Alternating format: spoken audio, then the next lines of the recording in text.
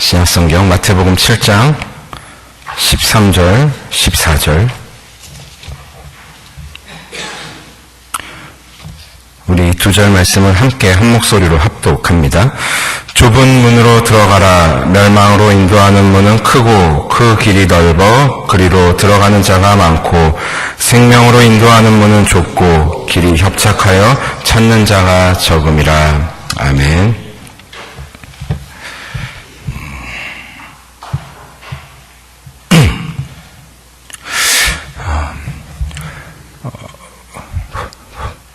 우리 그리스도인들이 가장 사랑하는 것이 있다면 아마 하나님의 말씀인 성경일 것입니다. 성경은 그야말로 우리 그리스도인들에게 있어서 가장 중요하고 또 우리가 가장 사랑하는 또 하나님의 말씀이자 또 책으로서 늘 우리에게 가까이 둬야 되는 것임에 틀림없습니다. 성경은 이 창세기에서부터 요한계시록까지 하나님께서 우리를 향하신 하나님의 그 뜻과 그리고 하나님을 향한 우리의 사랑을 강화시키는 데 있어서 없어서는 안 될 귀한 기준이고 또 설명서이기도 합니다. 그래서 이 성경은 우리 성도들에게 있어서 정말로 중요하지 않을 수 없습니다. 또한 성경은 전 세계적으로 또 오랫동안 베스트셀러에 오르는 그러한 책이기도 합니다. 쉽게 말해서 가장 많이 팔리는 책이라는 뜻입니다. 그래서 성경을 태어나서 성경을 한 번도 접해보지 않는 사람이 없을 정도로 많은 사람들이 이 성경을 접하곤 합니다. 성도나 아니면 성도가 아닌 분들도 누구나 한 번쯤 태어나서 또 죽을 때까지 죽기 전에 성경을 한 번쯤은 꼭 이제 거치게 되는데요. 특별히 이 성경 말씀 가운데서 우리가 성경 66권, 우리가 모두 사랑하는 하나님의 말씀이고 귀한 말씀이 아닐 수 없지만 특별히 우리 성도들이 많이 사랑하는 이 성경 말씀이 있다면 아마 오늘 우리가 읽은 이 산상수훈이 아닐까 생각이 됩니다. 특별히 마태복음 5장에서 7장까지 나와 있는 이 산상수훈은 말 그대로 예수님께서 산 위에서 선포하신 가르침이라는 뜻입니다. 산 위에서 하신 설교, 가르침, 그러한 뜻인데 정말 우리 기독교의 핵심 그리고 우리 성도들에게 꼭 필요한 신앙 강령 또 윤리 강령이 이 산상수훈에 다 들어있다고 해도 과언이 아닙니다. 그래서 이 산상수훈만 잘 묵상해도 정말 성도로서 갖추어야 할 신앙과 또 생활에서의 덕목은 다 갖출 수 있다고 해도 전혀 지나치지 않는 말이 될 텐데요. 그래서 이 산상수훈은 이렇게 많지는 않습니다. 마태복음을 기준으로 말씀드리면 이 5장에서 7장까지 있는 길다면 길고 짧으면 짧다고 할 수 있는 말씀인데 좀 많은 그 예수님의 가르침이 이곳에 나와 있습니다. 그래서 그 옛날 성도들로부터 오늘날에 이르는 성도들까지 정말 우리에게 좋은 하나님의 말씀이요 또 신앙인들에게 있어서 꼭 필요한 덕목이 아닐 수 없습니다. 그래서 이 산상수훈이 어떻게 구성되어 있는지 잠깐 그 표를 보시면서 설명해 드리도록 하겠습니다. 예, 표 한번 띄워주십시오. 예. 너무 어두운가요? 예, 잘 안 보이시면요, 여러분 성경을 보시면 됩니다. 성경을 보시면서 제가 간략하게 설명해 드리도록 하겠습니다. 먼저 5장 3절에서 12절, 3절로 12절까지는 우리가 알고 있는 팔복에 대해서 나와 있습니다. 복 있는 사람에 대해서 이제 말씀하시는 그야말로 산상수훈의 시작이라고 할 수 있습니다. 그리고 5장 13절로 16절까지는 이제 세상의 소금과 빛이라는 내용으로 너희는 이렇게 시작하는 말씀입니다. 즉 예수님께서 우리에게 성도로서의 정체성을 부여해 주시는 그러한 장면입니다. 그리고 5장 17절로 20절은 예수님과 율법입니다. 즉 예수님께서는 율법을 폐하시러 오신 것이 아니라 완성하시러 오셨다는 당신의 그 선포가 이곳에 담겨져 있습니다. 말씀이 육신이 되어 이 땅 가운데 오신 예수 그리스도라는 그러한 뜻입니다. 그리고 5장 21절로 26절까지는 노하지 말라. 즉 형제와 화목하라라는 말씀이 이곳에 담겨 있습니다. 여러분 아실 겁니다. 라가라 하는 자마다 벌을 받게 될 것이다 라는 말씀입니다. 단순히 형제에게 화를 내지 말라라는 것이 아니라 악의를 품고 저주하지 말라라는 그런 의미가 이곳에 담겨 있다고 할 수 있겠습니다. 그리고 5장 27절로 32절까지는 간음하지 말라.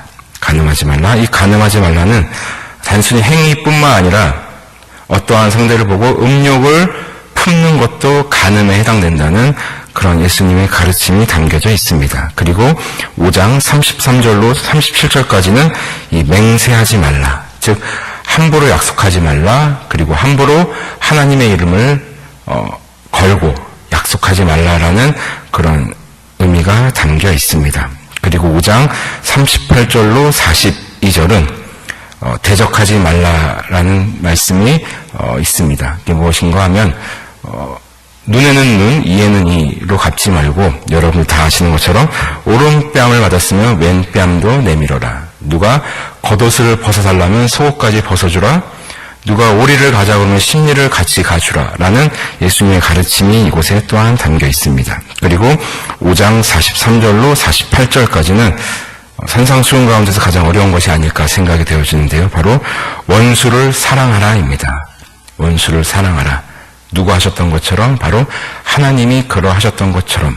이게 무슨 말씀인가 하면요. 여러분 우리는 원래 하나님과 제일되는 원수들이었습니다. 하나님과 상관없는 그러한 자들이었는데 하나님께서 우리를 너무도 사랑하셔서 당신의 자녀 삼으시려고 예수 그리스도를 이 땅 가운데 보내주셨습니다.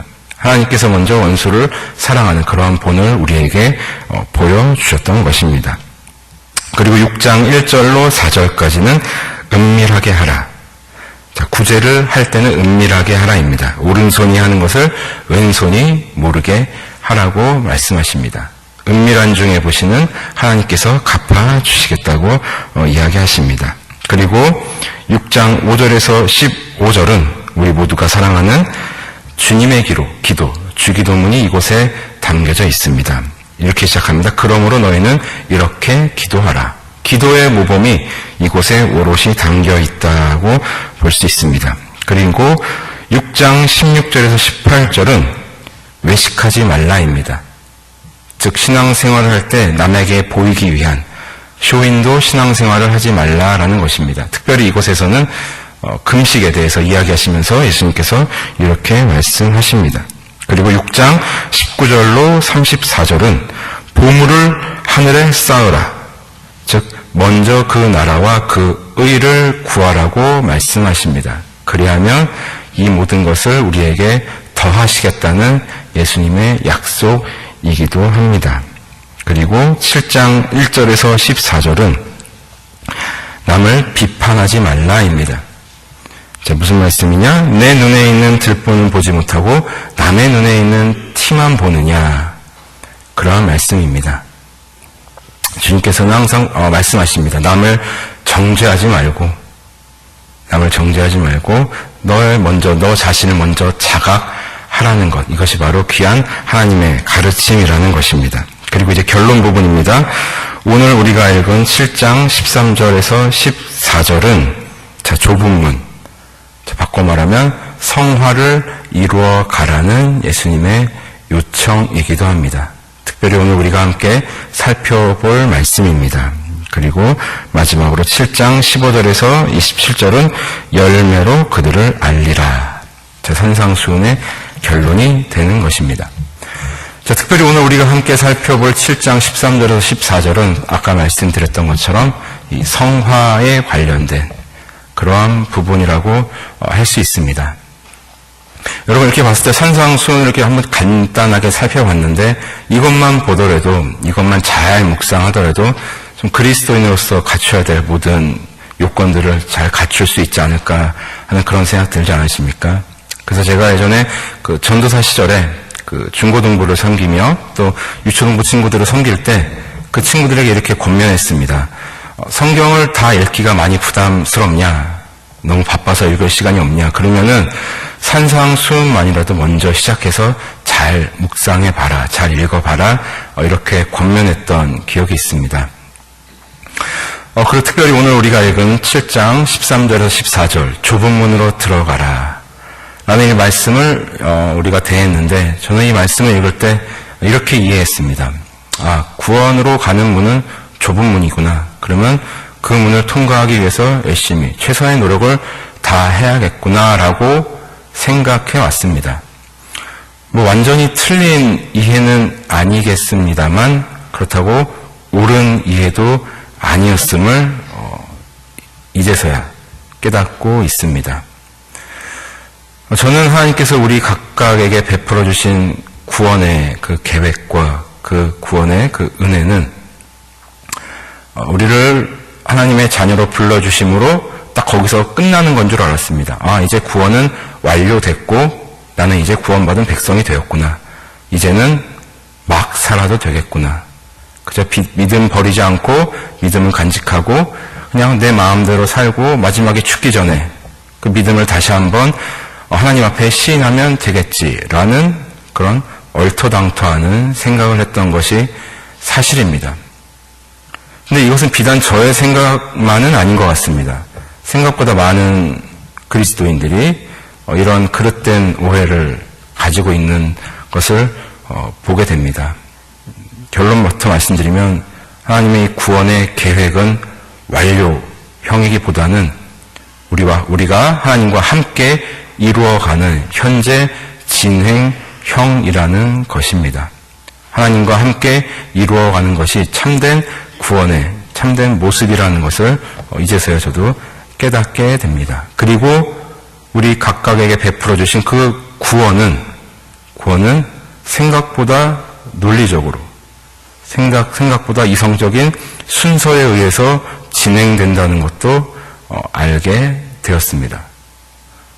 이 구원의 그 계획에 구원의 그 순서, 서정이라고 하죠. 이 구원의 서정을 간략하게 살펴본다면 먼저는 하나님께서 우리를 불러주십니다.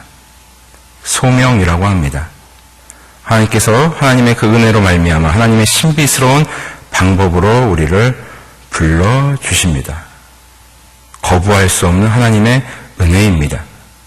그래서 유식한 말로 하면은 불가항력적 은혜다라고 이야기합니다. 하나님께서 그렇게 우리를 불러주십니다. 소명입니다. 그렇게 하나님께서 우리를 불러주시면 우리 안에 하나님의 그 복음의 씨앗이 심기어지고 새로운 생명이 잉태됩니다. 그리고 우리는 그로 인하여 거듭나게 됩니다. 중생이라고 합니다.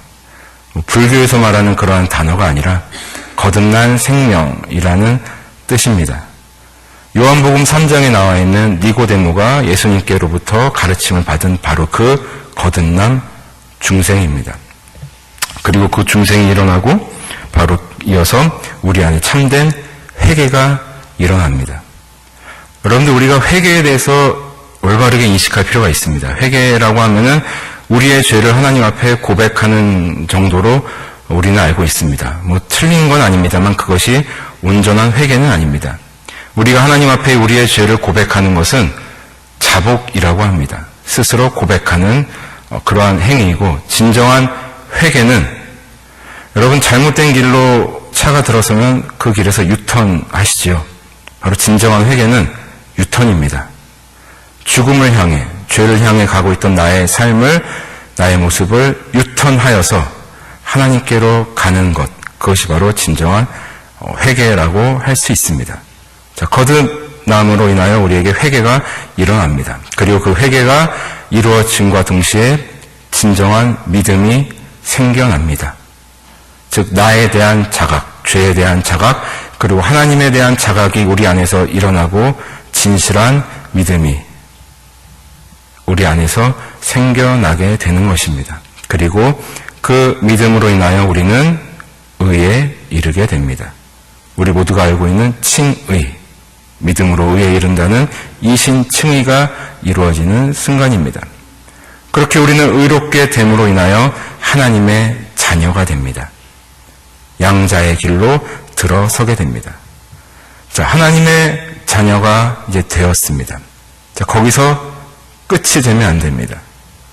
이제 하나님의 자녀가 되었다면 그 자녀로서의 길을 걸어가야 하는 것입니다.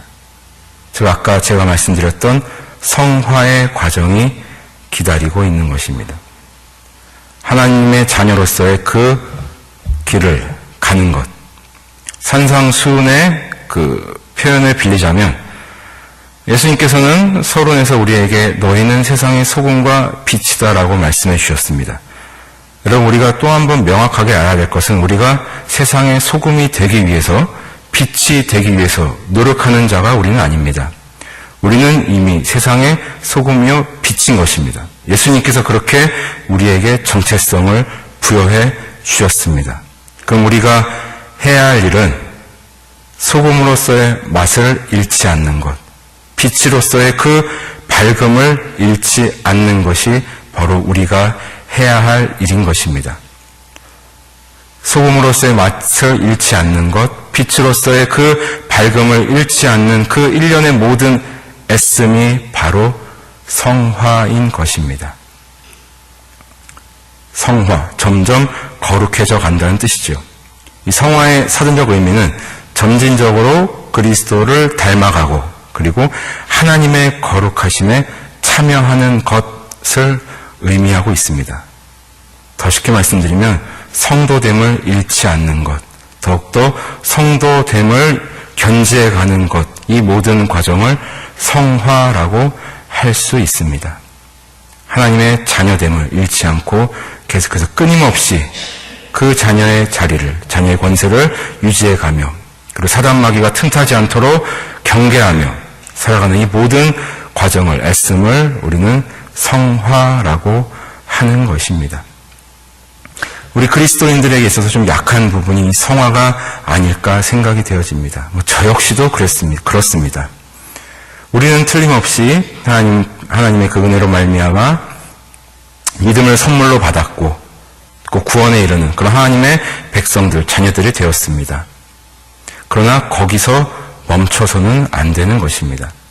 그렇게 하나님의 자녀가 되었다면, 그렇다면 우리는 하나님의 자녀로서의 그 모습을 잃지 않기 위해서 무던히도 애쓰고 노력해야 된다는 것입니다. 우리의 행위로서 구원에 이른다는 것이 결코 아닙니다. 우리는 틀림없이 믿음으로 의에 이르고 하나님 나라에 들어갑니다. 그렇다면 제대로 믿게 된다면 제대로 살게 되어 있다는 것이 바로 예수님의 가르침인 것입니다. 그리고 그렇게 우리가 성화로서 참되게 그렇게 살아가도록 애쓰고 그렇게 노력한다면 바로 그때 하나님께서 우리를 이 땅 가운데서 보호하시고 당신의 나라까지 안전하게 인도해 주십니다. 그것이 바로 성도의 견인입니다. 우리의 믿음을 보호하시고 우리의 삶을 인도하심에 하나님 나라까지 우리를 안전하게 인도하시는 것, 그것이 바로 성도의 견인입니다. 그리고 마지막으로 그렇게 하나님께서 우리를 인도해 주신다면 우리는 훗날 하나님 앞에서 영화로운 존재가 되어 하나님과 영원한 그 하나님 나라에 거하게 되는 것입니다. 그것이 바로 영화입니다. 제가 장황하게 설명드렸지만 구원에는 이렇게 논리적이고 또 하나님의 그 신비로운 방법에 순서가 있다는 것 여러분들 잊지 마시기 바랍니다. 그리고 특별히 오늘 우리가 함께 살펴볼 이 성화, 좁은 문으로 들어가라. 좁은 문으로 들어가라. 예전에 저희 아버지가 저에게 그런 말씀을 하신 적이 있습니다. 제가 한참 뚱뚱할 때 148kg까지 나간 적이 있습니다. 제가 그럴 때 아버지께서 저에게 이런 말씀하셨습니다. 야 주영아, 네 몸에다가 옷을 맞추지 말고 옷에다가 몸을 맞춰라 라고 말씀하신 적이 있습니다. 그 말씀은 무엇이냐, 너의 그 뚱뚱한 몸에 자꾸 옷을 맞추려고 자꾸 이렇게 옆으로 퍼져가지 말고 좀 멋진 옷들, 좀 이렇게 태가 나는 옷들에 네 몸을 좀 맞춰서 그렇게 좀 건강하게 좀 살아가라고 이렇게 말씀하셨던 기억이 납니다. 그러나 저는 아버지의 말씀을 절대 듣지 않았습니다. 그러나 지금 이제는 저는 이제 그때에 비해서 많이 날씬해졌지요. 날씬해질 수 있었던 이유는 아버지와 같이 살지 않아서 이렇게 날씬하게 됐습니다. 아버지로부터 스트레스를 받지 않으니까 이렇게 살이 다 빠지게 되었습니다. 자, 아버지께서 그렇게 저에게 옷에다가 몸을 맞추라라는 의미는, 말씀의 의미는 좀 살도 좀 빼고 좀 건강하게 오래오래 좀 행복하게 같이 살자라는 그런 깊은 뜻이 담겨져 있던 것입니다. 자, 예수님께서 말씀하십니다. 좁은 문으로 들어가라.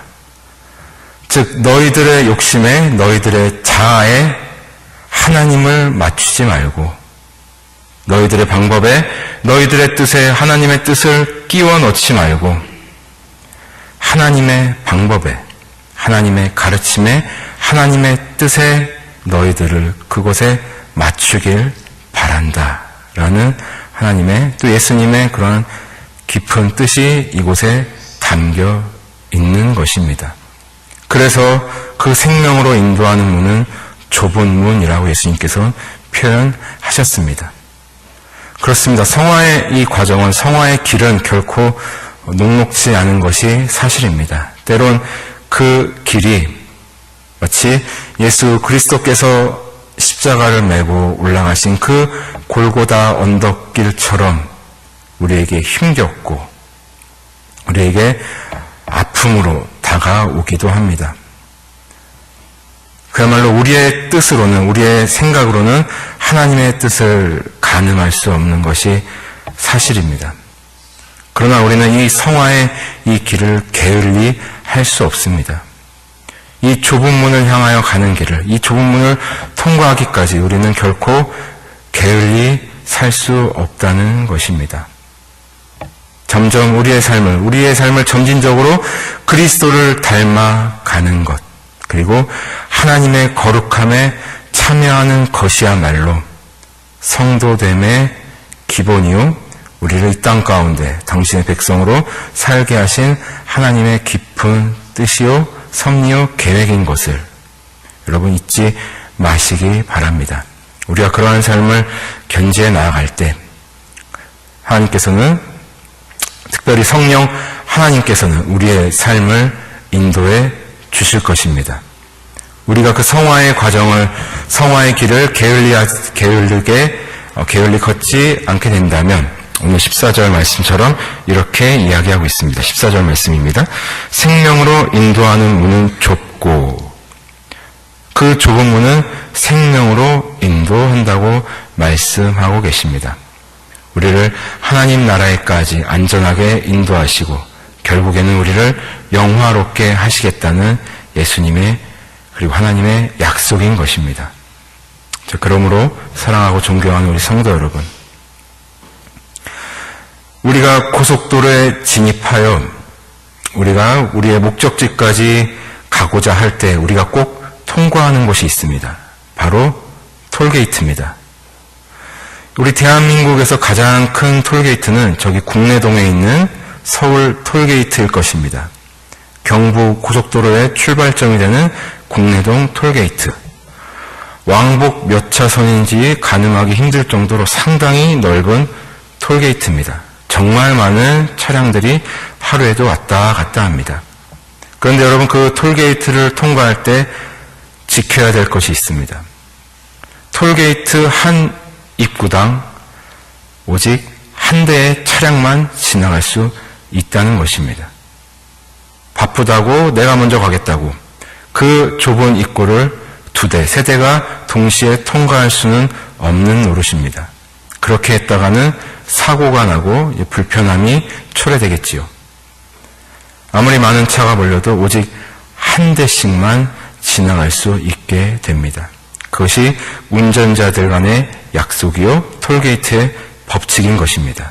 그리고 그 톨게이트를 통과하게 되면은 이제 자신의 목적지까지 안전하게 그리고 빠르게 달릴 수 있게 되는 것입니다. 바로 이 예수님의 좁은 문, 생명으로 인도하는 톨게이트인 줄 믿습니다. 아무쪼록 우리가 그 생명의 톨게이트를 통과하는 것이, 그 길을 가는 것이 좁은 길로서 많이 어렵고 힘들지만 우리 이 땅을 사랑하는 성도들로서 그 성화의 과정을 조금도 게을리하지 않는 우리 모두가 되기를 소원합니다. 우리가 그러한 삶을 계속해서 살아갈 때 끊임없이 성령 하나님께서 우리로 하여금 생각나게 하시며 우리를 인도하실 것입니다. 그리고 우리가 산상수훈의 말씀을 우리의 삶으로 지켜 나간다면, 그것을 망각하지 않고 그 이 말씀을 기억하며 견지해 나간다면 우리의 삶에는 그야말로 수많은 신앙의 열매들이 주렁주렁 매달리게 될 것입니다. 그리고 훗날 우리는 하나님 앞에 영화로운 존재로 서게 될 것입니다. 아무쪼록 우리의 남은 일평생이, 하나님 앞에 가는 우리의 일평생이 이 성화의 과정의 연속이 됨으로 인하여 하나님 보시기에 합당하고 또 수많은 그리스도를 모르는, 하나님을 모르는 수많은 사람들이 보는 그러한 성경이, 그러한 삶이 되는 우리 모두가 되시기를 주님의 이름으로 소원합니다.